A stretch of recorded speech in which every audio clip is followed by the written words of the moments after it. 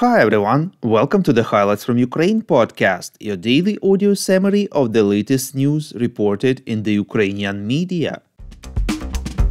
For 606 days, Ukraine defends itself against the forces of the Russian invasion. President of Ukraine Volodymyr Zelenskyy, in his evening video address, expressed condolences to the families and loved ones of the victims of the Russian missile attack against the Nova Poshta delivery company sorting office in Kharkiv. He informed that the rescue operation has been completed and necessary assistance has been provided. In total, 6 people were killed and 17 wounded. Quote, "We will undoubtedly respond to Russia for every manifestation of its terror, including this attack," unquote, stressed the head of state. Volodymyr Zelenskyy spoke about the situation on the front line and said that every day we need results for Ukraine to withstand Russian assaults, to eliminate occupiers, and to move forward. Whether it's by kilometer or 500 meters, but forward every day to improve Ukrainian positions to press the occupiers, unquote. According to him, this strengthens Ukraine and motivates the entire world to help it. The British intelligence estimates that Russia's losses in terms of killed and wounded soldiers amount to up to 290,000, reports Hromadske.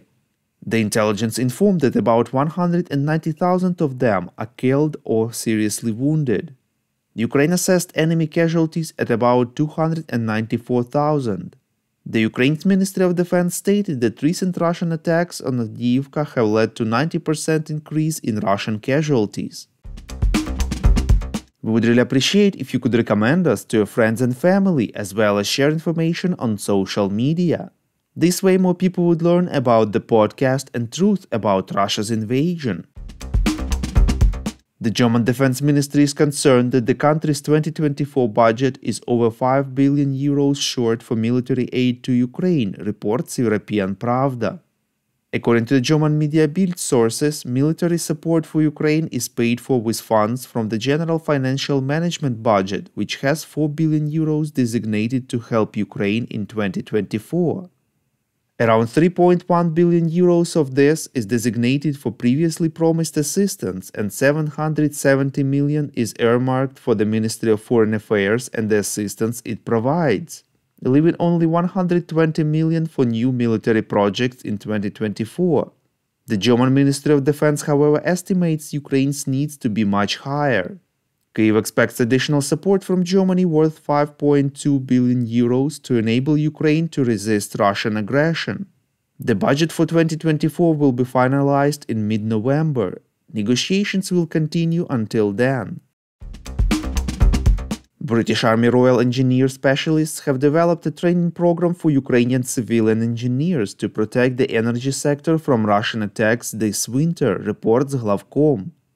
The 2-week training program was developed and conducted at the request of Ukraine to further improve the protection of its energy sector.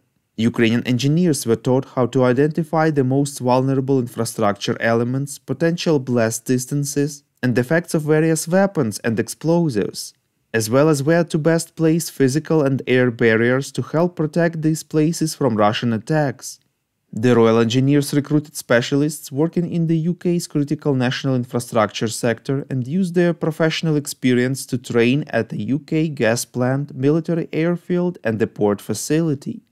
The course was based on several real-life scenarios to provide Ukrainian participants with the opportunity to practice developing plans and implementing practical solutions to ensure the most effective protection of critical national infrastructure facilities.